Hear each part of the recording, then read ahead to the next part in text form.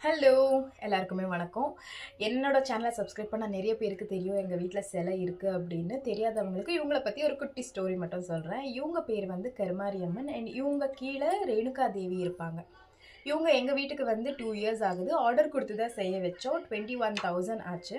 And இவங்கள கூப்பிட்டுட்டு வரும்போது ப்ராப்பரா எந்த மாதிரி அபிஷேகம், எந்த மாதிரி நெய்வேத்தியம் எல்லாம் பண்ணணுமோ அதெல்லாம் பண்ணிட்டு தான் இவங்கள வீட்டுக்கு கூட்டிட்டு வந்தோம். கூப்பிட்டு வந்ததுக்கப்புறம் ஒரு 11 டேஸ் நவதானியத்துல வச்சு தான் பூஜைன்றது ஸ்டார்ட் பண்ணோம். எங்க வீட்ல வந்து எவ்ரி டே இவங்களுக்கு பூஜை நடக்கும். வருஷத்துல ஒரு 2 நாள், 3 நாள் மட்டும் தான் பூஜை இல்லாம இருக்கும். மிச்சம் எல்லா நாளுமே பூஜை பண்ணுவோம்.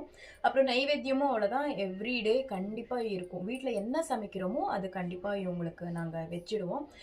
சில பேர் சொல்லுவாங்க சிலைன்றது வைக்கக்கூடாது அப்படின்னு. ஆனா நம்ம வீட்ட பொறுத்தவரைக்கும் நமக்கு எந்த மாதிரி கஷ்டமும் இவங்க குடுக்கல. நம்பி கூப்பிட்டுட்டு வந்தோம். அதுக்கு தகுந்த மாரி நம்மள நல்லா தான் வச்சிருக்காங்க.